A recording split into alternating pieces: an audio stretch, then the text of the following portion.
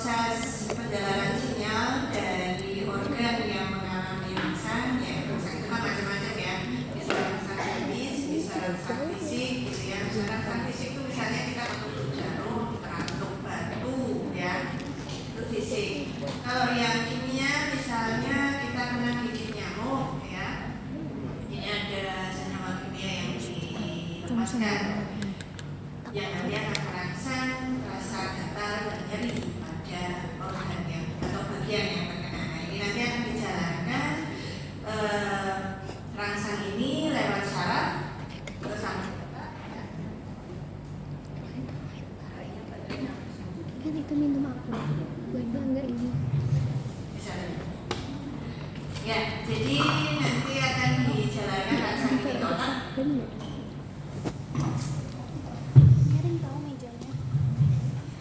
Yang kemudian nanti dari otak akan diinterpretasikan, kemudian kembali otak akan memberikan perintah apa yang harus dilakukan. Nanti secara refleks akan menjauhi rangsangnya, misalnya terantuk batu menjauhi batu yang gitu ya. Misalnya terkena panas akan menjauhi sumber panas. Nah, ini adalah proses secara garis besar tentang proses transmisi saraf. Nah, proses transmisi saraf bagaimana sinyal dari rangsang itu sampai ke otak, ini dasarnya adalah potensial aksi. Nah, potensial aksi ini kita harus memahami dulu kenapa ada potensial aksi. Nah, potensial aksi ini terjadi karena perbedaan potensial pada membran. Nah, itu nanti yang akan kita bahas. Nah, perbedaan potensial pada membran ini nanti akan menyebabkan terjadinya potensial aksi. Makanya kita harus belajar dulu sebelum sampai ke potensial aksi. Kita bahas sebentar tentang membran sel. Untuk mengingat kembali ya, dulu di semester 1 mestinya sudah, juga mungkin sudah diulang di kuliah-kuliah yang lain. Nah, ini saya mengingatkan lagi bahwa membran sel kita itu adalah lipid bilayer, fosfolipid bilayer. Jadi ada 2 lapis lipid. Nah, ini menyebabkan membran sel kita itu membran yang permeable selektif, artinya dia memilih partikel atau ion atau molekul yang lewat di membran ini tidak sembarangan dipilih, ya. Tidak terus tiap molekul ion bisa masuk keluar bebas, tidak, tapi permeable selektif, jadi bisa lewat dengan syarat-syarat tertentu pada saat-saat tertentu. Nah, ada 2 macam molekul yang kita kenal ya, ada molekul yang larut dalam air, ada molekul yang tidak larut dalam air. Molekul yang larut dalam air namanya molekul polar atau hidrofilik ya. Kemudian ada molekul yang lain yaitu molekul yang tidak larut dalam air atau molekul apa? Non-polar atau hidrofobik. Nah, untuk molekul yang hidrofobik atau non-polar ini, dia ini bebas keluar masuk dari membran sel karena larut dalam lemak, ya.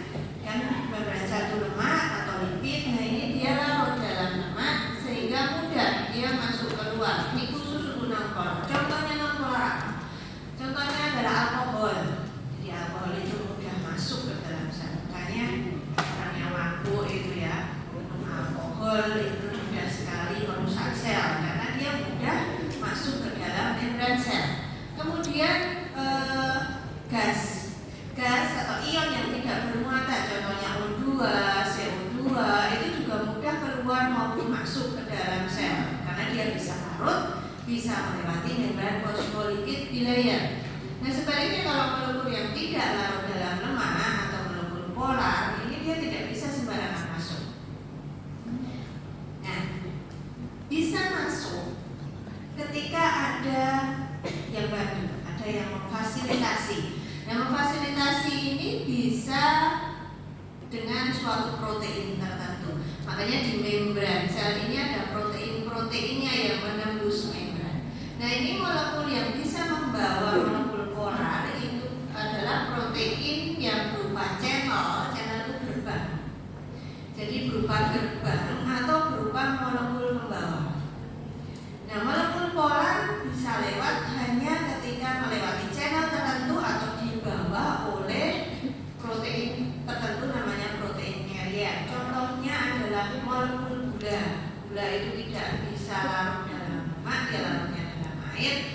dia perlu molekul membawa untuk masuk ke dalam membran sel.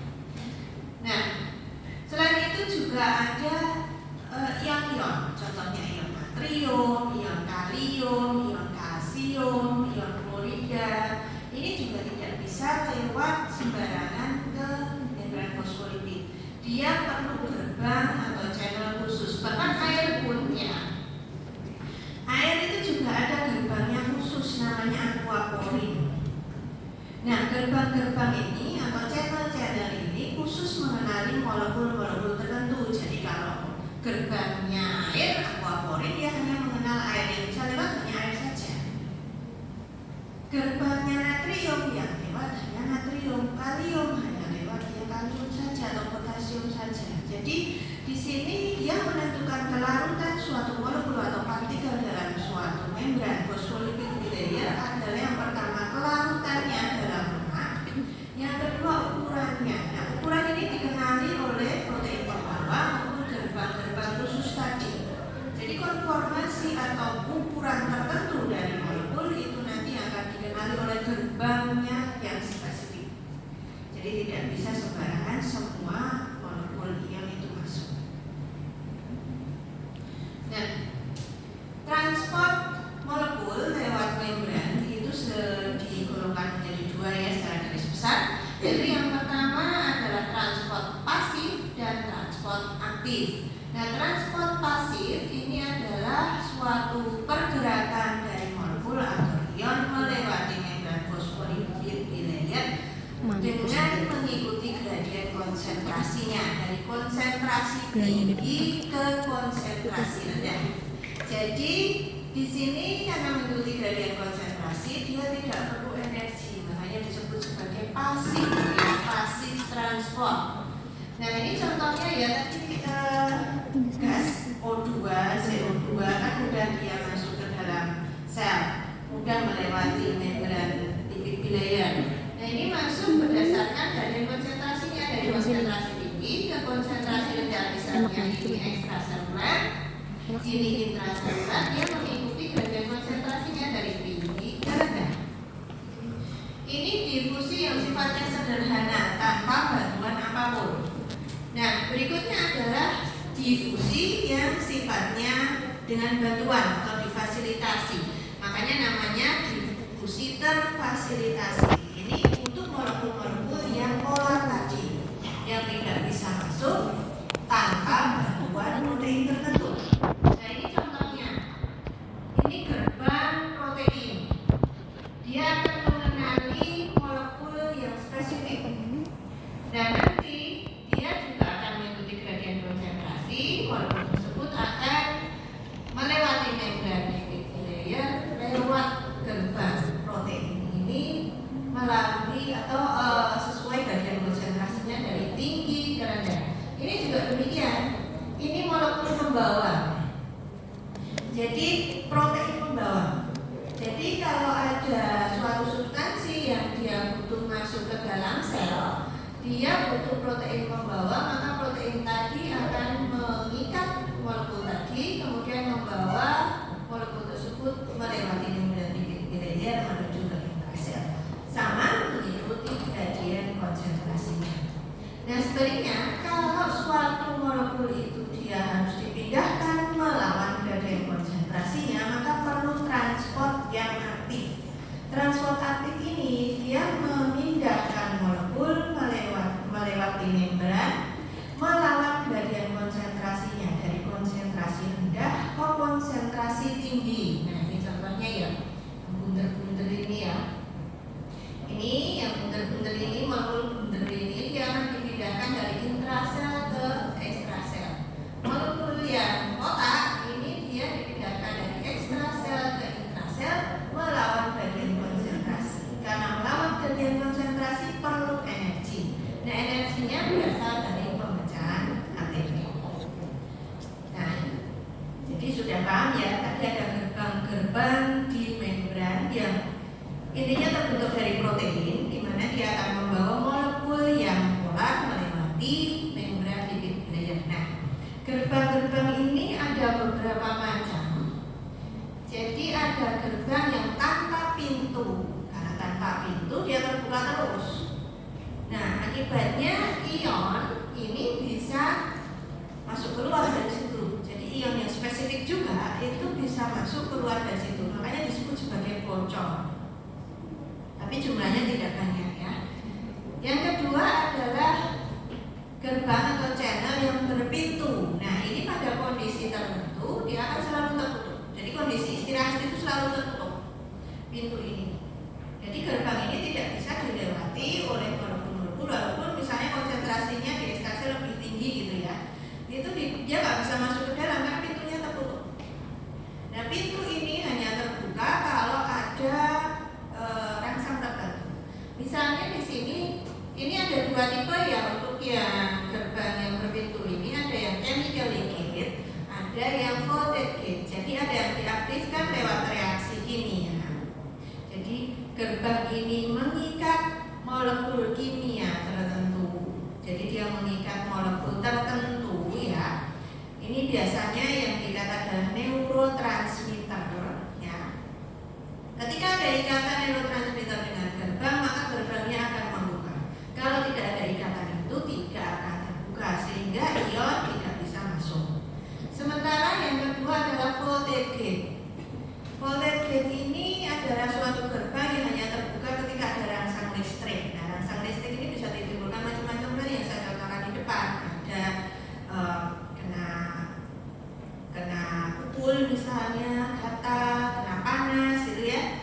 Ini akan merangsang membran di tempat yang terkena rangsang sehingga nanti akan menimbulkan rangsang listrik yang akan menyebabkan pembukaan gerbang sehingga ion bisa masuk. Nah, ini ilustrasi bagaimana gerbang-gerbang tadi membuka dan menutup. Jadi ada yang chemically, ada yang voltage gate. Nah, ini chemically gate, ini dia mengikat, di sini ada reseptornya, dia mengikat molekul neurotransmitter namanya. Ketika ada ikatan ini, maka gerbang membuka. Sebelumnya dia tutup, sehingga ion tidak bisa masuk. Tapi begitu ada ikatan antara neurotransmitter dengan gerbang, maka misalnya ion Na dia akan bisa masuk ke dalam. Sementara untuk yang voltage gate ini dia pintunya itu dalam keadaan istirahat tertutup. Ini lihat di sini ada perbedaan potensial antara membran yang di dalam dengan yang di ekstra. Sehingga akan terjadi di sini perbedaan potensial di mana kalau ini nanti akan terjadi rangsang listrik, terjadi perubahan potensial membran, maka gerbang ini akan mulai terbuka sehingga molekul ini misalnya dia bisa masuk ke dalam. Nah, gerbang yang berpintu gated channel ini ketika terbuka maka ion itu akan berdifusi. Jadi tetap sama ya menurut gradien konsentrasinya dari konsentrasi tinggi ke konsentrasi rendah atau mengikuti gradien listriknya dari suatu muatan tertentu ke muatan yang berlawanan. Nah, sekarang kita belajar tentang apa itu tadi saya sudah sebutkan tentang potensial membran. Apa itu potensial membran? Potensial membran adalah perbedaan voltase sepanjang membran. Jadi perbedaan potensial atau voltase ini diakibatkan adanya perbedaan komposisi antara intraseluler dengan ekstraseluler. Kenapa ada perbedaan? Karena ada membran lipid bilayer tadi. Membran lipid bilayer menghalangi setiap ion untuk masuk secara bebas.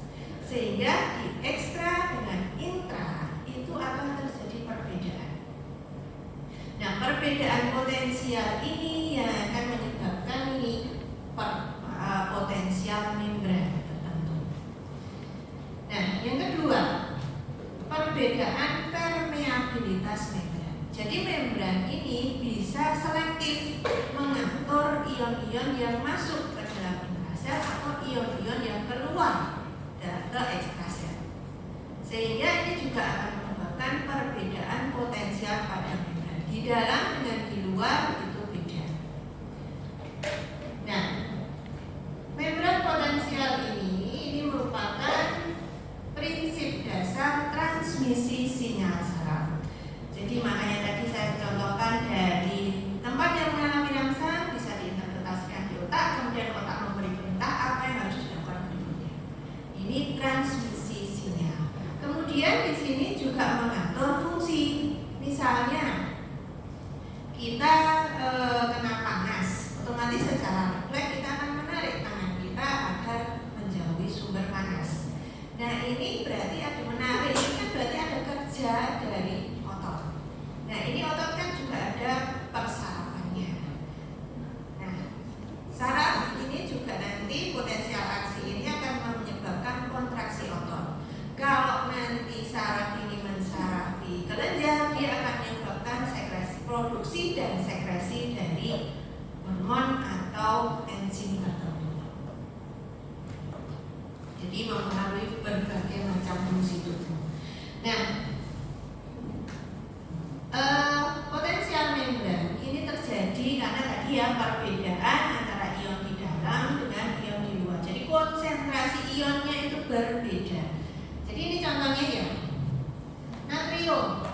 Natrium ini di luar sel. Nah ini membran lipid bilayer ya. Membran lipid bilayer ini kan tadi menghalangi ion-ion itu masuk secara bebas, tapi dia bisa membeli ion-ion mana yang masuk dan keluar. Dan ini menyebabkan perbedaan konsentrasi natrium di luar maupun di dalam. Natrium itu lebih tinggi di luar daripada di dalam sel. Sebaliknya kalium atau potasium ini justru dia konsentrasinya lebih tinggi di dalam daripada di luar sel. Aman-aman. Dan natrium ini memang dia berarti di luar itu lebih positif daripada di dalam. Tapi sebenarnya juga tidak, karena di dalam maupun di luar ini walaupun konsentrasi ion yang sama itu berbeda antara di dalam dan di luar, tapi dari ion-ion ini nanti akan ada balance-nya. Jadi akan diseimbangkan oleh ion yang lain. Nah, natrium ini kan ion positif. Karena dia di luar itu lebih tinggi konsentrasinya, berarti kan lebih positif. Tapi ini diseimbangkan oleh klorida. Klorida ini juga dia lebih tinggi konsentrasinya di luar daripada di dalam. Nah, klorida ini kan ion yang muatannya negatif.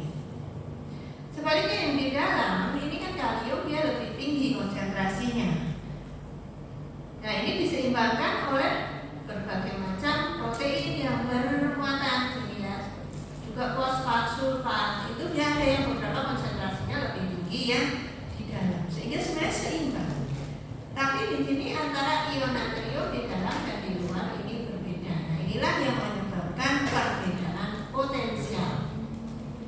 Nah membran ini sebenarnya dia lebih dia sebenarnya karena tadi masih ingat ya ada channel yang bocor yang ada pintunya tadi. Ini bisa untuk lewat natrium maupun kalium, tapi jumlahnya tidak banyak. Nah, jadi bisa dikatakan bahwa membran itu mempunyai permeabilitas yang sedikit ke natrium. Ini, jadi natrium atau sodium itu bisa, karena konsentrasinya lebih tinggi di luar ya daripada di dalam, maka natrium itu bisa masuk ke dalam sel lewat pintu yang bocor tadi sesuai konsentrasinya. Nah, tapi kalium ini dia lebih tinggi di dalam daripada di luar sel. Nah ini kalium bisa keluar lewat channel yang bocor tadi dari intrasel ke ekstrasel. Dan membran itu lebih permeabilitasnya lebih tinggi ke kalium daripada ke natrium. Jadi lebih banyak kalium yang bocor keluar daripada natrium yang masuk ke dalam. Ini menyebabkan membran itu sedikit lebih negatif karena ion yang keluar lebih banyak. Kaliumnya yang kan kalium dan natrium sama-sama positif 1, ya kan? Kaliumnya lebih banyak yang keluar daripada natrium yang ke dalam. Oleh karena itu membran sel ini cenderung potensialnya adalah negatif karena lebih banyak kalium yang keluar daripada natrium yang masuk lewat channel yang bocor tadi. Jadi secara garis besar, ketika sel itu dalam keadaan saraf itu dalam keadaan istirahat, ini potensial membrannya negatif. Nah, kurang lebih ini negatif 90, tapi tidak sama ya semua sel ini negatif 90, ada yang negatif 70. Intinya karena adanya kebocoran di channel yang bocor tadi, natrium dan kalium bisa lewat, di mana kalium lebih tinggi keluarnya daripada natrium, maka di situ potensial membran dimanapun akan selalu negatif. Nah, potensial membran yang negatif ini nanti bisa berubah ketika terjadi potensial aksi. Nah, ketika terjadi potensial aksi akan terjadi di sini tidak lagi negatif tapi positif. Nah, ketika positif di sini akan terjadi perbedaan, ada ion yang masuk, ada ion yang keluar. Dan nanti akan dikembalikan keseimbangannya ke potensial membran istirahat ini oleh pompa NAK. Nah, pompa NAK itu mengembalikan posisi ion-ion seperti ketika dalam keadaan istirahat. Jadi, potensial membran istirahat yang negatif ini akan selalu dipertahankan ketika dalam keadaan istirahat. Nah, pompa NAK ini tugasnya mempertahankan potensial membran istirahat tetap negatif. Nah, karena pompa ini dia tugasnya ini mengembalikan natrium, jadi natrium itu kan dia masuk ke sel, dia nanti akan dikembalikan keluar lagi oleh pompa NAK. Sementara kalium yang keluar ini akan dikembalikan lagi ke dalam. Karena melawan gradien konsentrasi, maka pompa NAK ini dinamakan pompa yang merupakan transport aktif. Jadi transportnya adalah aktif karena membutuhkan energi untuk mengembalikan konsentrasi ion dari konsentrasi rendah ke tinggi. Nah, pompa NAK ini dia kenapa bisa mengembalikan potensial membran yang tetap negatif? Karena ketika mengembalikan natrium dan kalium itu tidak seimbang. 3 natrium dibawa ke dalam, ditukar 2 kalium. 3 natrium dari intra ke ekstra. Jadi dikembalikan ke luar lagi. Natrium tadi kan lebih tinggi di luar kan ya. Nah, ini natrium yang ke dalamnya, dan ion natrium yang di intrasel itu dikembalikan lagi ke luar. Yang kalium yang sudah terlanjur bocor keluar dikembalikan lagi ke dalam sesuai keadaan semula. Tapi ini membalikannya tidak seimbang. Lebih banyak natrium yang dikeluarkan daripada kalium yang dibawa masuk. Ini menyebabkan potensial membran bisa dipertahankan negatif 90 atau tetap dalam posisi negatif. Nah, ini ilustrasi bagaimana pompa NAK itu bekerja. Ini ya, jadi ini yang di intrasel, ini ekstraseluler. Natrium yang bocor lewat channel yang liquid channel atau channel yang bocor tadi, dia kan masuk ke dalam sesuai gradien konsentrasinya. Ketika di dalam, dia akan nanti dibawa oleh pompa NAK, dikeluarkan lagi keluar. Jadi pompa NAK ini dia bisa mengangkut sekali kerja itu bisa mengangkut 3 natrium. Jadi natrium ini akan menempel di dalam pompa NAK.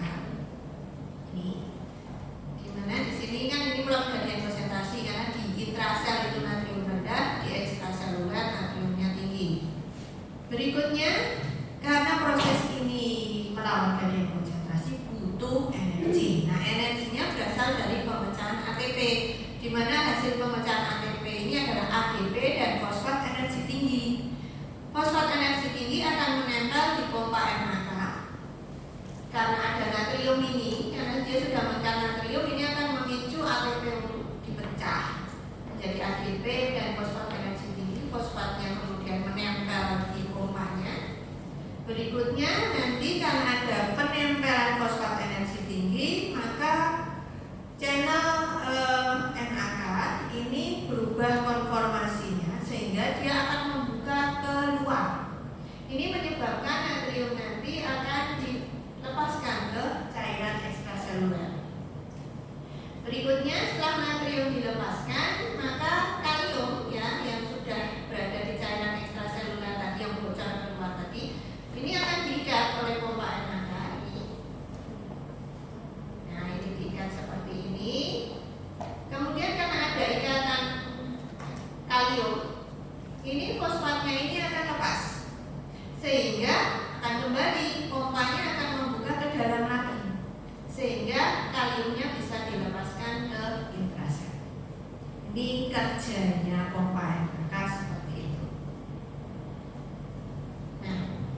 Dasar prinsip sinyal transmisi ini karena potensial aksi. Nah, potensial aksi ini dia tidak hanya transmisi saraf, tapi juga tadi sudah saya sampaikan juga menyebabkan kontraksi otot dan produksi dari kelenjar. Nah, sinyal listrik ini bisa digolongkan menjadi dua ya, tidak hanya potensial aksi saja, tapi ada yang namanya potensial bertingkat atau graded potensial. Nah, graded potensial ini terjadi ketika terjadi perubahan lokal dari potensial membran. Misalnya tadi potensial membran negatif 90 ya. Karena ada suatu rangsa ini akan menyebabkan perubahan listrik di mana potensial membran akan naik, tidak lagi negatif 90 tapi mungkin akan jadi negatif 70 gitu ya. Nah, ini terjadi perubahan potensial membran di mana di situ akan terjadi sinyal listrik. Tapi untuk yang potensial bertingkat ini karena lemah gitu ya.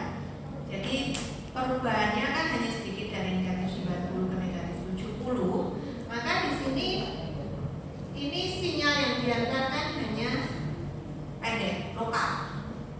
Jadi ini tidak bisa sampai jauh. Kalau dari rangsang sampai dari misalnya dari tempat yang terkena rangsang sampai ke otak, itu perlu potensial aksi karena jauh. Kalau graded potensial itu contohnya apa? Contohnya nanti kalau kita belajar tentang fotoreseptor di retina, ini potensialnya jenisnya adalah potensial bertingkat atau graded potensial. Nanti kita akan belajar itu ya. Nah, sementara cukup dipahami dulu bahwa ada dua macam ya sinyal listrik, ada yang potensial bertingkat, ada potensial aksi.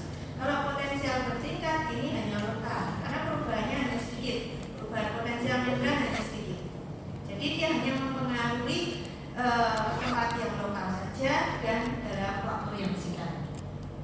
Sementara kalau potensial aksi ini perubahan potensial membran besar, misalnya negatif 90 bisa sampai positif.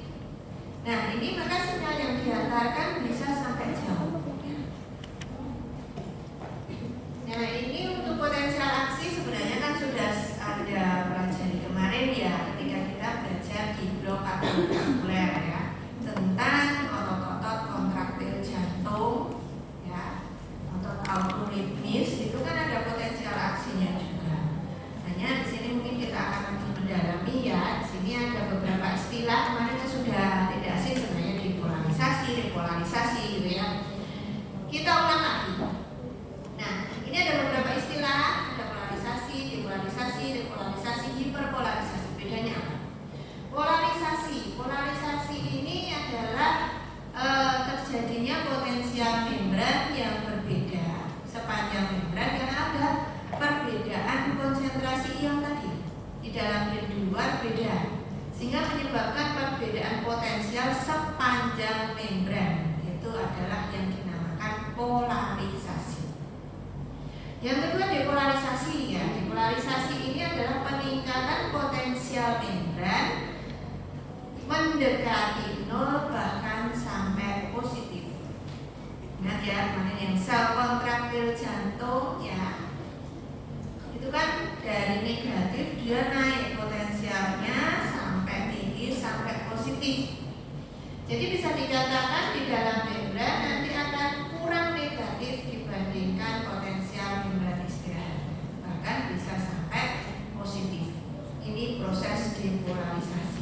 Kemudian repolarisasi ini potensial membran kembali ke potensial membran istirahatnya, jadi kembali ke negatif 90 tadi. Kalau hiperpolarisasi apa? Nah, hiperpolarisasi ini adalah penurunan membran potensial lebih rendah dari potensial membran istirahatnya. Jadi dia sudah turun sampai potensial membran istirahatnya masih turun lagi. Ini dinamakan hiperpolarisasi.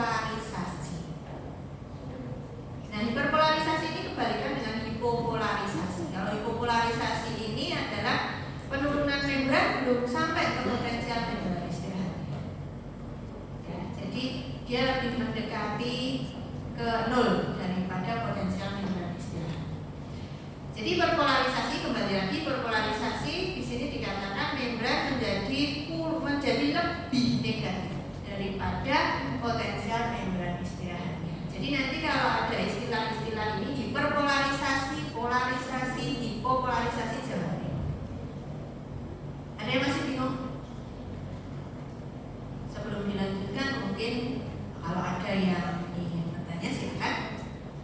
Daripada nanti dilanjutkan tambah bingung.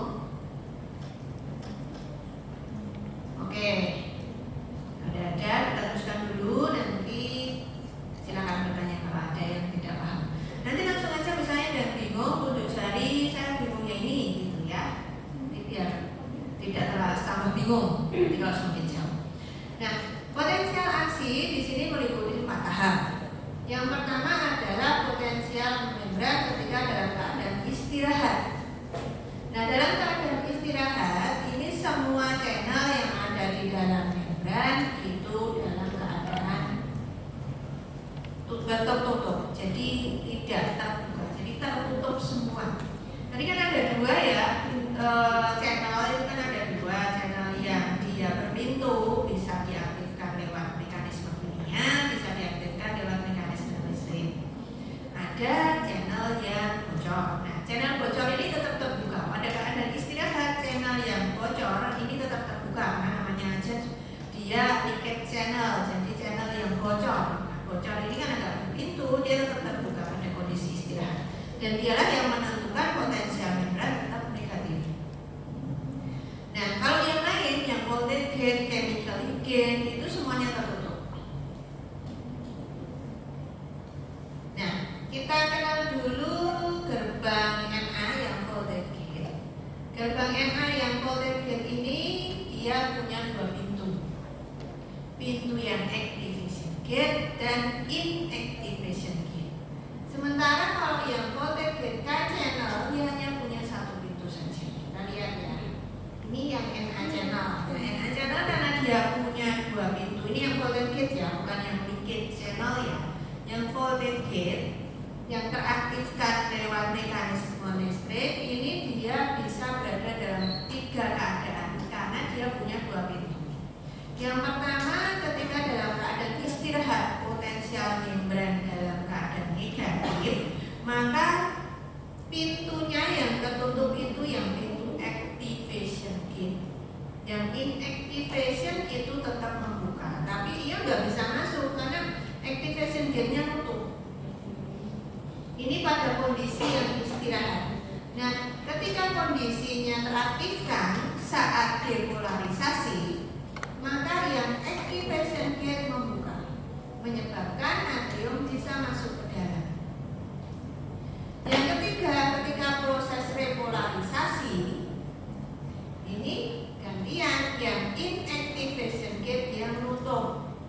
Karena nutup, natrium jadi nggak bisa masuk lagi walaupun pintu activation gate-nya membuka. Tapi pintu masuknya dihalangi oleh yang inactivation gate, sehingga tetap natrium tidak bisa masuk. Nah, ini pada kondisi pertama tadi, pada kondisi istirahat, ini channel sodium atau natrium yang voltage gate, ini pintu activation gate-nya menutup, maka natrium tidak bisa masuk ke dalam. Sesuai kajian konsentrasinya kan natrium di luar lebih tinggi daripada natrium di dalam, tapi nggak bisa masuk juga karena pintunya ini tertutup yang activation gate. Sementara channel yang potasium atau channel kalium ini karena pintunya cuma 1 ya, ini dia pada saat dalam keadaan istirahat juga tutup, sehingga kalium yang konsentrasinya lebih tinggi di intra ini juga nggak bisa keluar ke sana ke ekstrasel. Kalau dibikin grafik kayak gini tidak sahnya, jadi belum ada peningkatan di mana membran potensial masih dalam keadaan potensial negatif 90.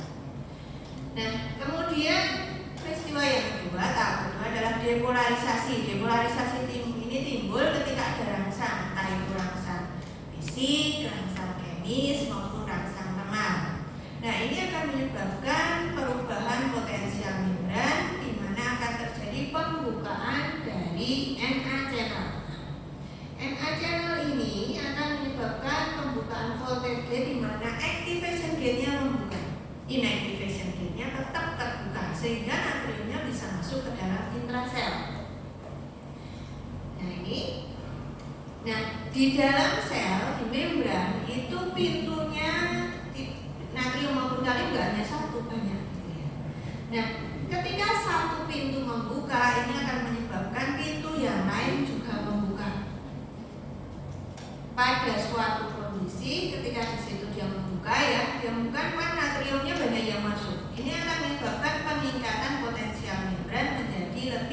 positif dari potensial membran istirahatnya.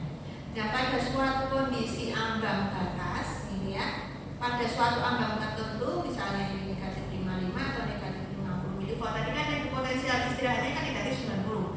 Dia ketika natrium masuk, dia jadi naik ini negatif 55 sampai negatif 50 mV.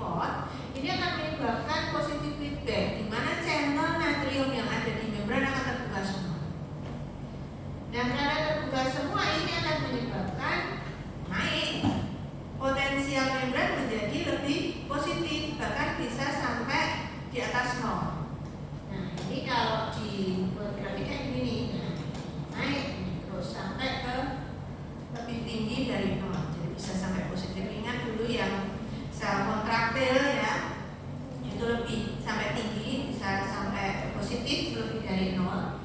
Nah, ini karena kondisinya ini pas depolarisasi kayak gini nih.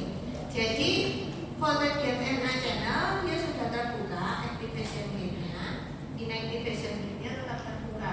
Tapi channel potasium belum terbuka, sehingga ion positif banyak yang masuk ke dalam, meningkatkan potensial membran menjadi tinggi.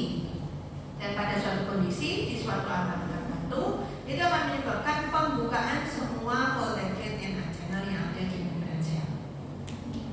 Nah, berikutnya repolarisasi.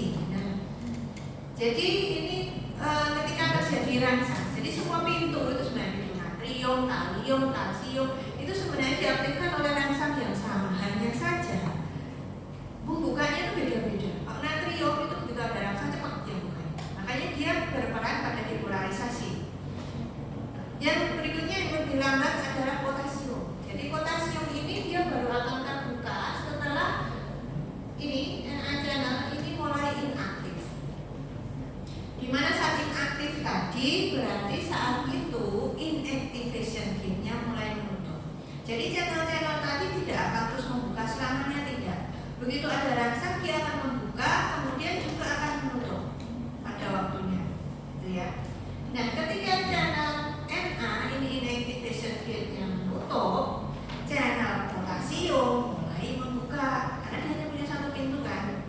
Nah, menyebabkan di sini K yang potasium itu kan tadi konsentrasinya lebih tinggi di dalam, dia akan keluar ke ekstrasi. Begitu mengikuti gradien konsentrasinya lewat voltage gate K channel. Ya. Jadi NA channel inactivation sudah mulai inaktif, inactivation gate-nya menutup, gitu ya. Berarti natrium nggak bisa masuk lagi. Potensial membran akan turun karena ion positif yang lain yaitu K ini dia akan keluar lewat voltage gate K channel. Nah, ini dia akan terjadi terus seperti ini. Kalium akan keluar terus ke ekstrasel. Ini sampai membran potensial itu turun kembali ke potensial istirahat. Ini dinamakan repolarisasi. Nah, ini jadi pintu inactivation itu menutup pada NA channel, tapi yang activation masih membuka sebenarnya, tapi tetap NA-nya nggak bisa masuk lagi, sehingga potensial membran yang semula sudah positif tinggi dia akan turun ketika voltage gate K channel mulai membuka. Nah, di sini kalium akan ke ekstrasel. Ingat ini turun, inilah disebut repolarisasi. Nah, hiperpolarisasi. Hiperpolarisasi itu apa? Hiperpolarisasi ini terjadi ketika tadi kan ion kalium keluar ya ke ekstrasel, keluar terus ya. Keluar terus, kemudian potensial membran akan turun sampai ke potensial membran istirahatnya. Tadi kalau negatif 90 dia sampai ke negatif 90. Nah, ketika sampai ke negatif 90, potensial membrannya masih turun lagi sampai negatif 100. Kenapa? Ini karena beberapa channel kalium masih terbuka. Jadi ion kalium masih bisa terus keluar ke ekstrasel, sehingga dia akan menurunkan potensial membran menjadi lebih negatif dari potensial membran istirahatnya. Sementara saat itu channel NA mulai reset. Mulai reset itu maksudnya apa? Mulai reset ini artinya kembali ke keadaan semula. Keadaan semula tadi kan pintu activation menutup, inactivation kembali membuka. Jadi voltage gate dia akan kembali ke posisi semula ketika potensial membran itu kembali ke potensial membran istirahatnya. Jadi inactivation gate-nya membuka, activation gate-nya kembali. Ini dinamakan channel NA reset atau kembali ke tempat semula ya. Nah, di sini natrium sudah memang dari tadi memang sudah nggak bisa masuk lagi, tapi ion kalium masih tetap bisa keluar karena sebagian voltage gate K channel belum menutup. Ini dinamakan prosesnya hiperpolarisasi. Jadi di dalam membran menjadi lebih negatif daripada potensial membran istirahatnya. Nah ini ya, ini hiperpolarisasi kayak begini nih. Jadi namanya natrium channel ya bisa tuh kayak gini, kembali ke posisi semula, activation gate-nya menutup, inactivation-nya kembali membuka. Tapi di sini yang voltage gate K channel itu belum kembali ke posisi semula karena dia masih membuka, sehingga ion kalium akan lebih banyak yang keluar. Sehingga dia semula kan potensial membran istirahatnya segini kan, dia nanti lebih turun lagi karena potasiumnya masih keluar. Nah nanti ketika semua voltage gate K channel sudah mulai menutup semua, nah ini nanti akan kembali ke potensial membran istirahatnya.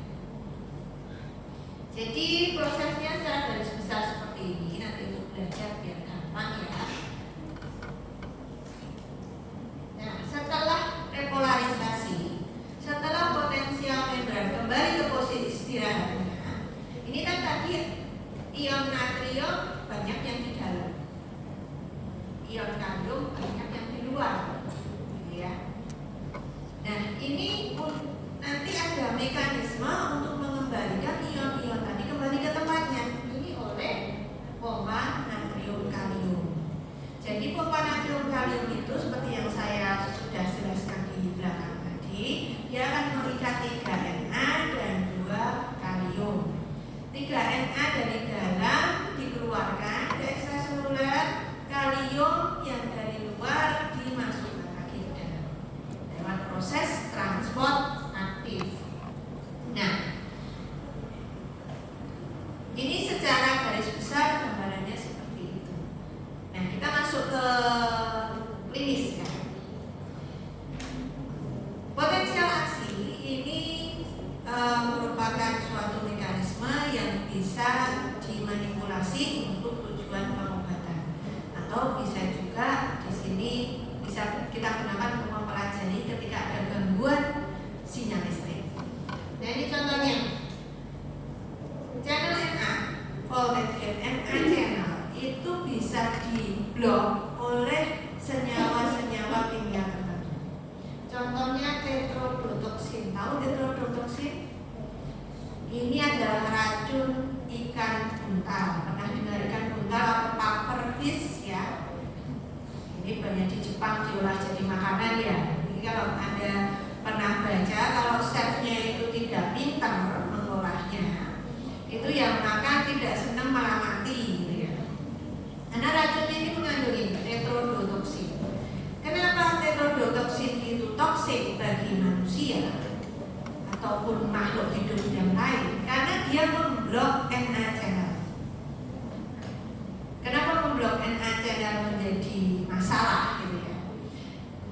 Tadi sudah saya sampaikan, transmisi potensial aksi itu merupakan dasar transmisi saraf dimanapun. Jadi dia nanti akan memicu fungsi sel. Nah, orang yang makan racun ikan buntal itu keluarnya adalah sesak nafas, kemudian lemas, tidak bisa beraktivitas karena seluruh ototnya lumpuh, termasuk otot pernafasan.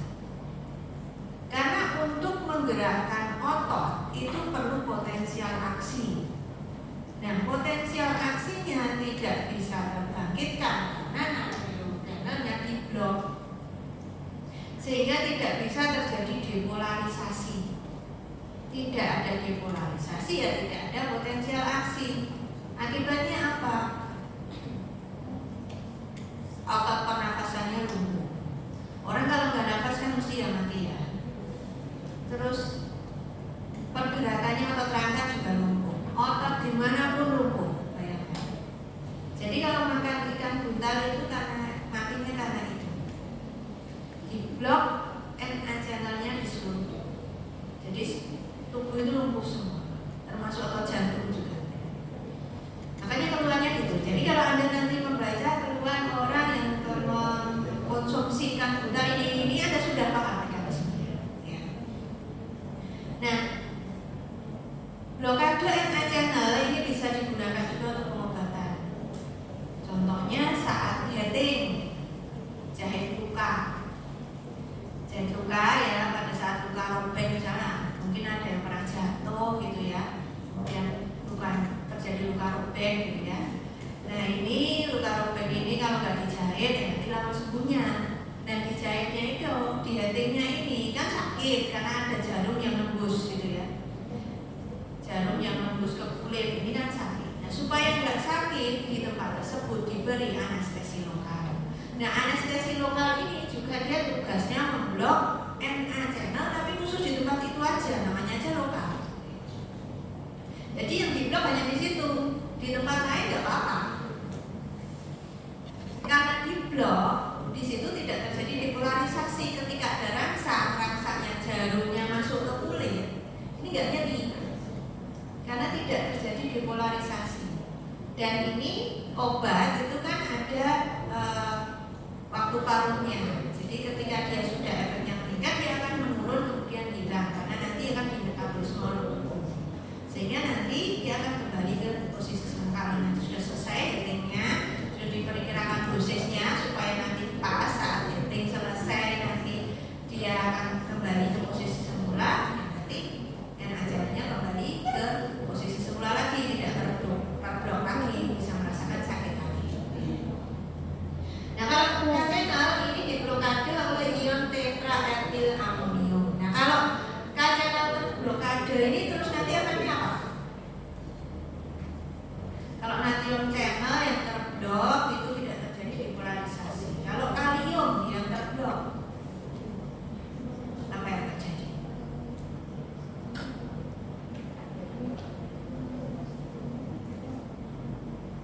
Tidak terjadi potensial aksi. Terjadi nggak potensial aksi?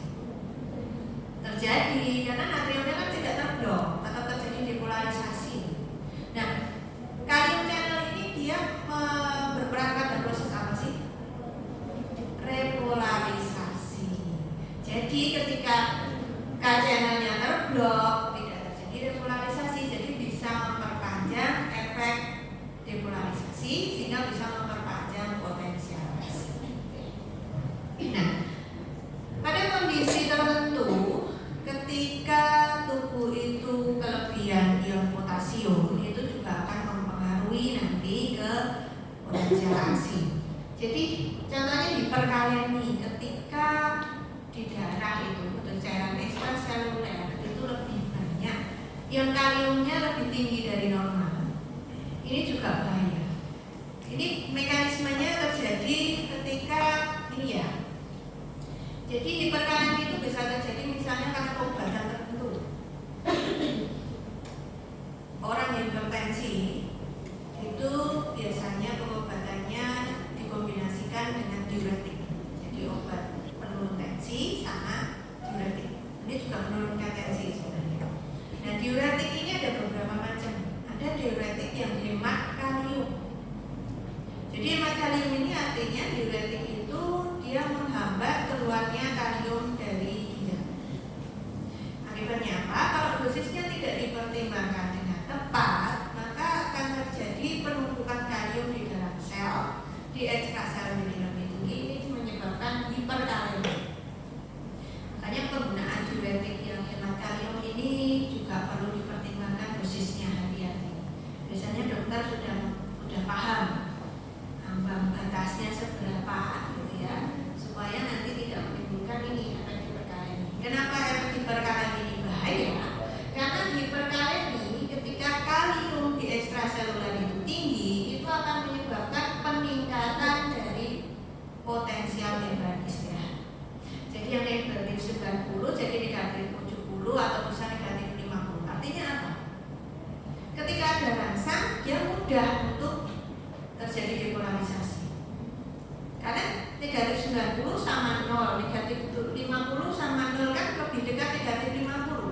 sehingga rangsang yang kecil saja dia akan meningkatkan potensial neuron sampai tinggi. Artinya apa? Saraf akan menjadi mudah terangsang. Rangsang sedikit, rangsang. Ada stimulasi sedikit, rangsang. Ini menyebabkan apa? Kelelahan. Kalau distimulasi terus-menerus kan kelelahan. Ya. Makanya orang yang hiperkalemi keluhannya adalah kelelahan. Dan ada keluhan-keluhan yang lain akibat ini eksitasi dari saraf yang terus-menerus. Jadi tidak bagus juga. Hipokalemi kebalikannya, dia akan menurunkan potensial istirahat. Misalnya negatif 90 diturunkan sebagai negatif, mungkin negatif 100. Sehingga akibatnya apa? Saraf tidak mudah tereksitasi. Ini juga nggak bagus juga. Ada rangsang, tidak terjadi potensial aksi. Jadi memang semua yang ada di dalam tubuh kita itu baiknya dalam normal, standar. Kalau ada yang tidak baik, gitu ya, itu akan menimbulkan ini contohnya. Nah, ini mengulang ya yang kemarin yang pada saat kita belajar tentang jantung ya. Ini kan yang berperan di jantung itu lebih banyak ion kalsium ya. Kenapa? Karena ini sebenarnya tidak hanya di otot jantung ya, tapi di otot polos itu juga banyak channel yang kalsium ini. Dia slow channel. Jadi ketika ada stimulus ya, ada rangsang, itu yang terbuka kalium dulu. Kaliumnya dia lambat meresponnya. Tapi ini justru dia penting karena pada ini grafiknya sel kontraktil jantung yang kemarin kita bahas di blok 1.2. 2.2 ya, maaf, saya masih ingatnya semester 1. Oke, nah ini kan dia ini penyebab depolarisasinya, penyebabnya natriumnya ya, molekul natrium terbuka. Nah, saat di sini ini mulai terjadi penurunan, ini kan karena adanya gerbang kalium yang mulai terbuka. Tapi saat itu juga gerbang kalsiumnya terbuka. Kalsium kan ingat ya, lebih tinggi di luar daripada di dalam. Sehingga ketika potensi CA channel itu terbuka, kalsium yang 2+, makanya 2+ ya, masuk ke dalam sel. Dia akan menyebabkan yang grafiknya semula turun jadi melandai plateau. Nah ini penting karena pada sel jantung kemarin kan ini untuk mempertahankan depolarisasi, ya kan, untuk mempertahankan kontraksi jantung. Nah, kalsium ini juga harus dalam kondisi yang normal kadarnya. Kalau kalsium itu rendah, maka dia akan mempengaruhi ke Na dan K channel. Karena dia akan menyebabkan Na dan K channel itu mudah untuk tereksitasi. Jadi mudah terjadi depolarisasi. Sehingga kalau kalsium itu rendah juga akan menyebabkan sel itu mudah tereksitasi. Tereksitasi akibatnya sering tereksitasi nanti akan kelelahan atau dinamakan teta. Nah, berikutnya kita lanjutkan ke penjalanan potensial aksi. Hanya ini ya, kita perlu belajar dulu tentang neuron. Neuron itu sudah dibahas di kuliah-kuliah lain. Ini saya mau mengintegrasikan. Jadi potensial aksi itu bagaimana sih prosesnya ke neuron. Nah ini neuron ya. Neuron ini ada badan selnya, gitu ya. Ada aksonnya yang panjang ini akson. Nah neuron ini ada inti selnya, nukleus, ada sitoplasmanya di sini, di sel badis ini ya. Kemudian ini ada tangan-tangannya ya. Ini adalah organ-organ yang berguna untuk reseptor, jadi yang menerima rangsang. Ini namanya dendrit. Nah, di sini di ujung dari akson ini ada namanya akson hilok. Nah, akson hilok ini adalah tempat dimulainya potensial aksi. Karena di situ kaya protein energi. Dan nanti berikutnya potensial aksi akan dijalankan ke sana sepanjang akson sampai ke akson terminal. Nah, akson terminal ini bisa ketemu ke akson yang lain. Jadi ada transmisi saraf dari akson satu ke akson yang lain terus sampai ke otak. Kalau ini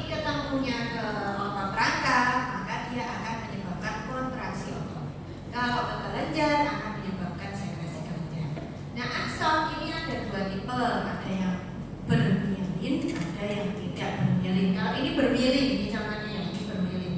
Jadi ada serabutnya ini ya yang melingkupi di akson ini diselimuti oleh sel swan ya.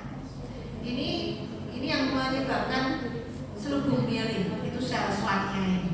Tapi sel swan mielin ini tidak menyelubungi seluruh akson. Jadi lihat ada tempat-tempat yang tidak terselubungi oleh mielin. Ini dinamakan nodus adia. Nanti ini akan berperan untuk menentukan perbedaan potensial aksi ketika saraf itu bermielin dan tidak. Propagasi dari potensial aksi ini akan menyebabkan nanti potensial aksi itu dijalankan dari akson sampai ke akson terminal. Ketika terjadi proses masuknya RNA lewat voltage gate dari suatu area, itu akan menyebabkan di situ terjadi arus listrik lokal. Nah, arus listrik lokal ini akan memicu lebih banyak lagi RNA channel yang terbuka di tempat tersebut, sehingga nanti ketika sampai ke threshold atau ambang batas tertentu timbullah potensial aksi. Nah, potensial aksi yang timbul pada saraf itu sifatnya adalah all or none. Nah, ini ada artinya all or none. Ini potensial aksi ini akan timbul pada batas tertentu. Jadi ketika suatu rangsang itu di bawah ambang batas, itu tidak akan terjadi potensial aksi. Ketika rangsang itu mencapai ambang batas, bahkan melampaui ambang batas, baru akan timbul potensial aksi. Dan potensial aksi ini nanti akan diteruskan sampai ke saraf terminal itu dengan kekuatan dan amplitudo yang sama berapapun besar potensial aksi. Jadi kekuatan stimulusnya itu seberapa besar, nanti perjalanan potensial aksi akan kekuatannya sama. Tapi kalau stimulusnya itu di bawah, masih di bawah threshold, di bawah ambang batas, tidak akan timbul potensial aksi. Jadi all or none, timbul atau tidak. Kalau di bawah ya nggak timbul. Kalau sudah mencapai ambang batas, nanti timbul dijalankan berapapun kekuatan stimulusnya nanti akan sama kekuatannya, gitu ya. Makanya disebut all or none. Nah ini gambarannya tadi potensial aksi. Tadi kan saya cuma cuplik satu tempat aja ya yang ada voltage gate NA sama K-channel untuk bisa menggambarkan proses depolarisasi dan depolarisasi. Tapi sebenarnya di sini banyak di sepanjang membran akson ini nanti akan banyak voltage gate NA dan K-channel. Ada linkage channel juga, gitu ya. Karena di sini kan menentukan potensial membran istirahat yang negatif. Nah, ini salah satu contoh ketika di akson hilok ini terjadi potensial aksi di sini terjadi depolarisasi, itu ya, di suatu tempat terjadi pembukaan channel NA. Ini maka di sini akan natrium kan masuk ke intrasel.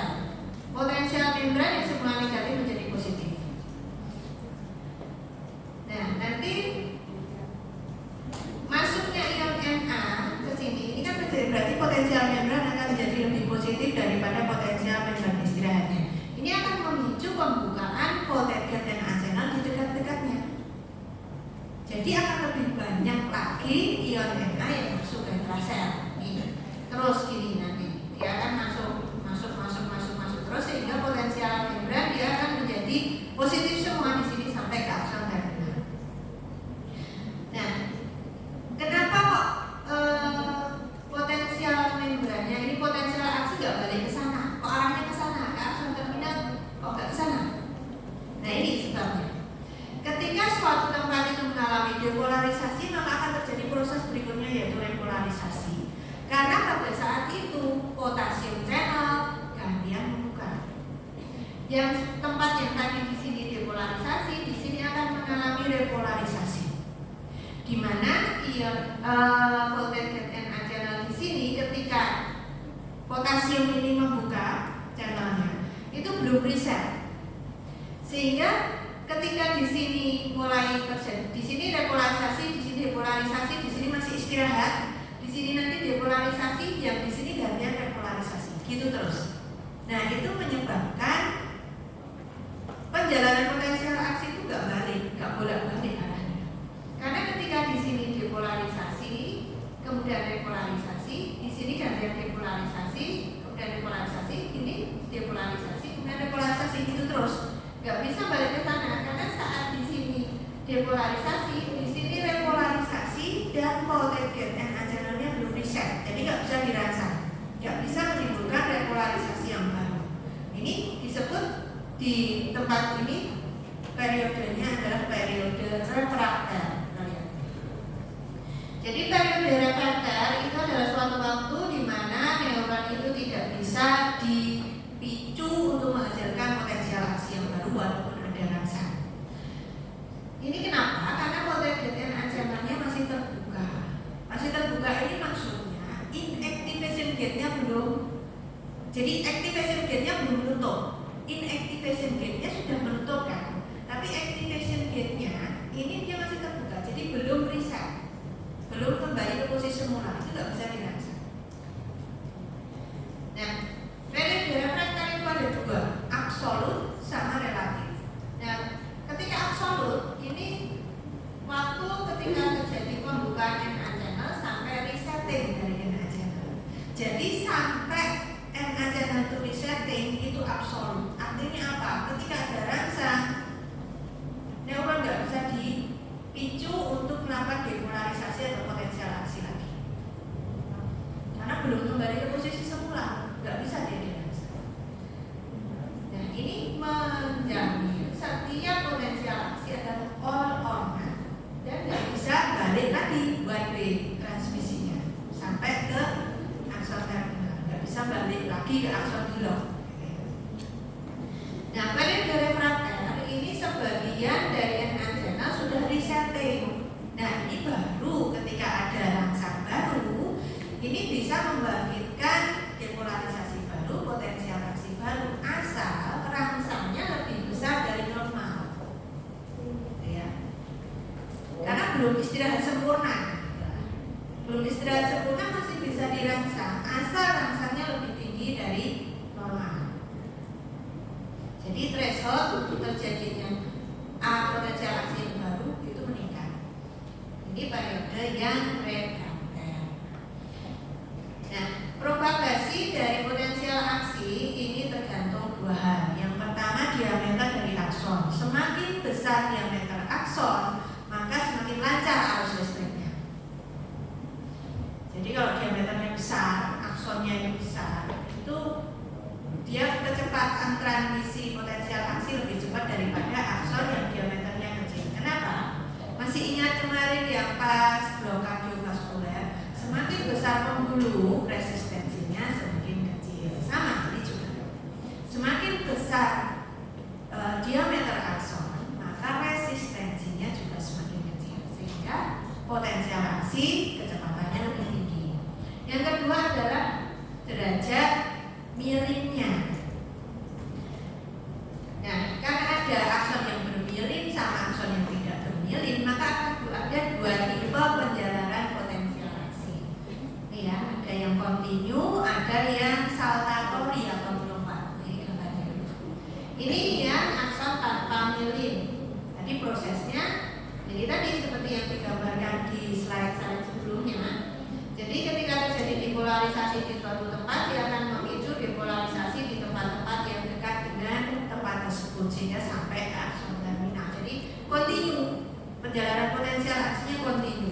Nah, sebaliknya kalau yang bermilim, tadi ingat ya, milim ini adalah isolator. Jadi perjalanan potensial aksi tidak bisa lewat pada saat yang bermilim. Terus gimana perjalanan potensial aksinya? Ingat tadi milim itu tidak meliputi seluruh akson. Ada tempat-tempat tertentu yang tidak diliputi oleh milim, namanya nodus rangkaian. Nah, nodus rangkaian ini kaya voltage gate NA dan K channel, sehingga potensial aksi nanti akan lewat di situ. Di milim ini nggak bisa. Ketika di sini ada pembukaan voltage gate NA channel, gitu ya, natrium ini akan masuk ke sini. Dia menimbulkan, dia kan positif di sini jadinya. Potensial membran menjadi lebih positif.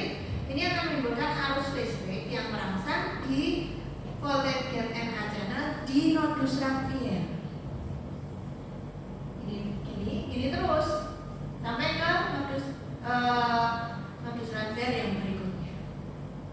Jadi melompat, melewati myelin, karena myelinnya nggak bisa digunakan untuk penjalanan potensial aksi. Makanya pada akson yang bermyelin ini dinamakan penjalanan potensial aksinya adalah melompat atau saltatori. Sementara untuk yang tanpa akson, tanpa myelin ini disebut sebagai continuous propagation. Nah, ketika sampai di akson terminal apa yang terjadi? Ketika potensial aksi itu sampai ke akson terminal, maka akan terjadi proses di sini ya. Ini potensial aksi sampai ke sini, akson terminal kan yang di ujung tadi ya. Nah, akson terminal ini bisa ketemu akson yang lain, bisa ketemu sel otot, bisa ketemu sel kelenjar. Nah, ini yang kita bicarakan ini yang hubungan antara akson. Jadi ketika terjadi potensial aksi di sini, maka ini akan memicu pembukaan dari voltage gate CA channel kalsium. Maka kalsium masuk ke intrasel. Masuknya kalsium ke intrasel itu akan menyebabkan pelepasan vesikel-vesikel yang isinya neurotransmitter. Jadi vesikel yang isinya neurotransmitter ini dia akan dilepaskan ke celah sinaptik di sini. Celah sinaptik itu celah antara akson terminal dengan akson yang berikutnya. Nah, neurotransmitter dilepaskan ke sini. Ini sayangnya gambarnya ini ya, gambarnya kepot. Nah, ini neurotransmitter yang benar-benar merah ini, dia kemudian akan mengikat ke chemically gate channel. Ingat ya, tadi kan channel itu kan ada dua, yang teraktifkan kimia, yang teraktifkan listrik. Nah, ini yang teraktifkan kimia. Ketika ada neurotransmitter di celah sinaptik, dia akan mengikat ke ini chemically gate di membran postsinaptik. Jadi membran sinaptik di akson berikutnya, membran postsinaptik. Nah, ini menyebabkan pembukaan channel ini yang chemically gate ini, sehingga ion akan masuk ke dalam intrasel di akson yang berikutnya. Sehingga potensial aksi bisa dijalankan dari satu akson ke akson yang lain. Nah, penjalanan potensial aksi di akson berikutnya ini bisa bersifat eksitatori, bisa bersifat inhibitori. Nah, untuk neurotransmitter itu nanti yang terkait ini neurotransmitternya ya. Kenapa bisa eksitatori atau inhibitori tergantung neurotransmitternya. Jadi neurotransmitter itu macam-macam. Ada yang dia bisa mengeksitasi akson berikutnya, ada yang bisa menghambat. Nah, neurotransmitter yang mengeksitasi, yang mengeksitasi terus, dia nggak terus di tempat lain menghambat, tidak.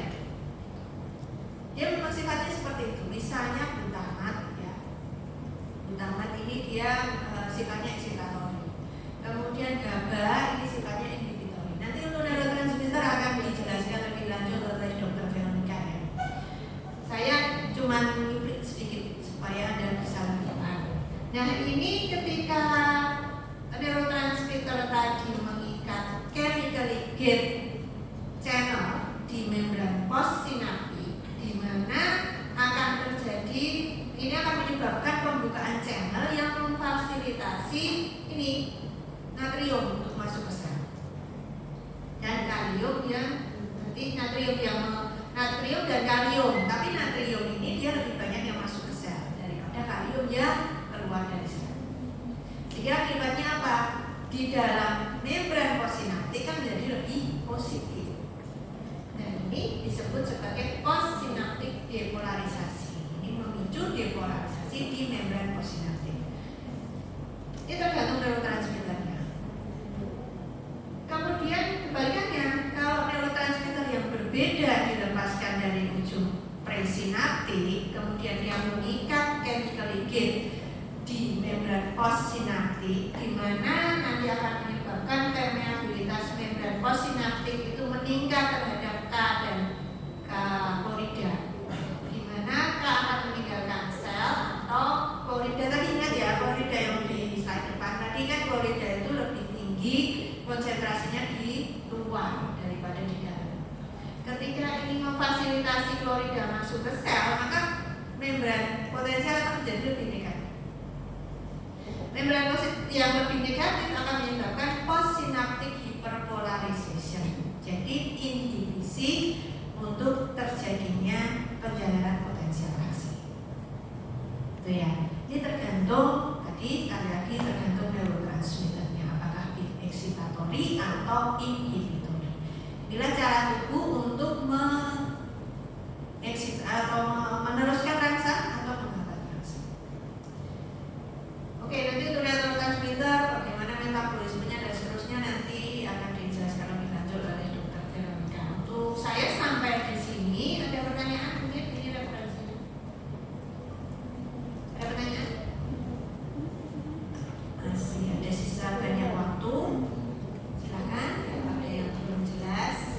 Ini sebenarnya kan ngulang ya yang Anda sudah pelajari di blog sebelumnya kardiovaskuler dan respirasi itu kan kalau kardiovaskuler yang sudah membahas tentang potensial aksi pada sel kontraktil dan sel autopoiesis. Cuman mungkin memang belum masih garis besar ya, yang penting Anda paham fungsinya aja. Tapi di sini lebih diperdalam bagaimana sih sebenarnya perangsangan saraf baik di sel jantung maupun sel-sel yang lain. Nah intinya ini adanya potensial. Ini ada pertanyaan? Ya silakan. Ya.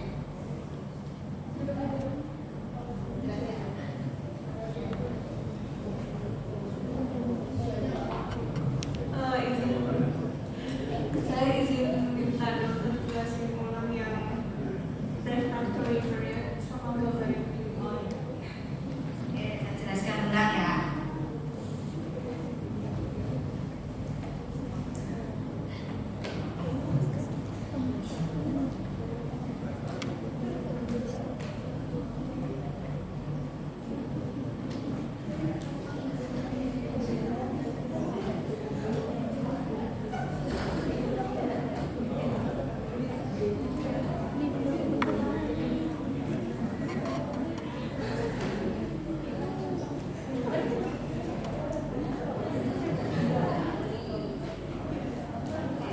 Ini ya.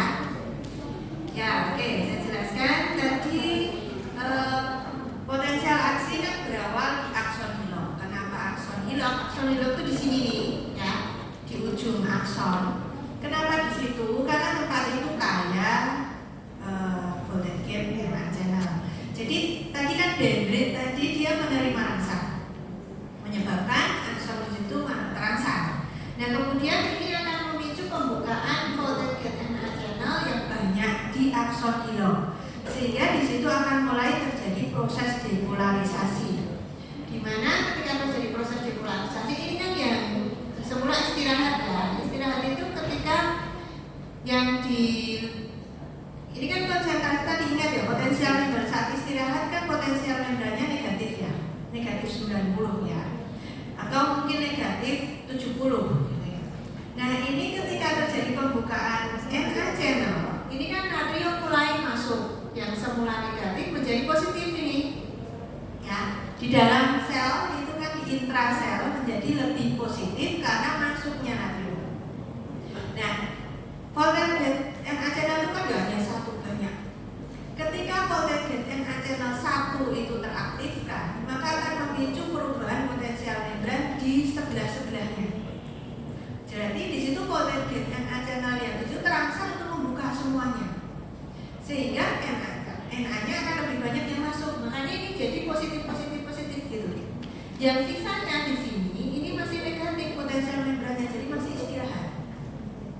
Nah, ini ya, jadi ini kalau ya masih istirahat kayak gini, kemudian terjadi pembukaan potensial, pembukaan voltage NA channel, dia mulai naik nih, ini ya, mulai naik ini ya, nah ini mulai naik di sini. Yang sebelahnya ini, yang di sini, ini kan masih istirahat. Jadi yang di sini, ini kan voltage NA channelnya sudah mulai membuka, natriumnya masuk, ini dia akan naik potensial membrannya. Kalau diukur di sebelah sini ya. Ini dia naik potensial membrannya. Yang di sebelah sini ini kan masih negatif, potensial membrannya masih istirahat. Tapi sudah mulai terjadi pembukaan NA channel, sehingga dia mulai naik tapi dikit. Yang di sebelah sini kalau diukur, ini masih istirahat.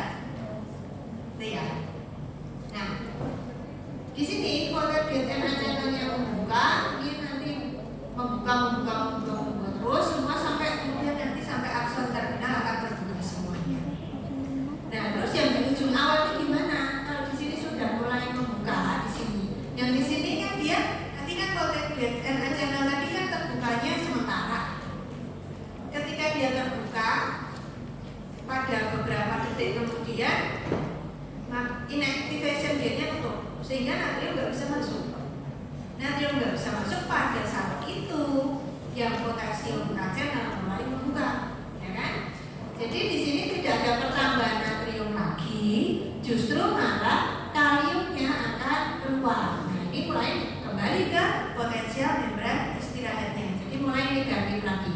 Jadi di ujung akson Hillock ini akan mengalami proses repolarisasi. Nih, grafiknya saya kepotong ya. Tadi udah naik tinggi, gitu dia turun di sini, kayak di sini. Turun karena proses repolarisasi sampai ke membran istirahatnya. Nah, yang sebelahnya kan tadi masih dalam proses depolarisasi. Gitu ya. Depolarisasi, nah nanti dia juga nanti merangsang potensial channel di sebelah-sebelahnya lagi. Nanti dia akan membuka semua sampai ke akson terminal. Nah di sini kalau nanti di sini sudah mulai depolarisasi, di sini kan gantian yang repolarisasi, gitu terus. Namanya di sini, makanya tadi penjalanan potensial aksi hanya satu arah. Karena ketika di sini depolarisasi nggak bisa balik ke sana. Karena saat ini di sini ini sedang repolarisasi. Natriumnya sedang belum riset, sehingga belum bisa dirangsangkan. Tadi ingat ya periode refrakter. Periode refrakter itu yang absolut itu dari mulai pembukaan NA channel sampai NA channelnya riset. Selama itu nggak bisa dirangsang, ya kan? Nah di sini ini mulai naik di sini, naik ini untuk potensial membrannya naik di sini. Yang di sini mulai turun, yang di sini masih istirahat. Itu terus berjalan gitu terus hidupkan sampai ke akson terminal. Itu udah jelas? Oke, ada pertanyaan lagi? Simpannya waktunya. Dadah. Oke, kalau tidak ada ini sebenarnya gampang sih ya, potensial aksi. Yang sulit itu mungkin nanti yang sampai ke sarafnya, bagian saraf gitu ya. Itu nanti yang sulit. Tapi paling tidak Anda sudah paham mekanismenya, dimanapun tempatnya sama. Hanya mungkin nanti yang membedakan setiap sel itu nanti ada kekasannya, seperti misalnya sel jantung gitu ya. Kalau di sel-sel yang lain perlu rangsang kimia, fisika gitu ya, thermal untuk bisa menimbulkan depolarisasi atau potensial aksi. Tapi kalau jantung kemarin karena ada sel autolitis itu jadi tidak perlu. Dan di sini potensial membran istirahatnya bisa berbeda-beda setiap sel. Yang beda yaitu Anda nggak perlu menghafalkan yang ini potensial membrannya berapa, nggak perlu. Yang penting itu prosesnya nanti sama.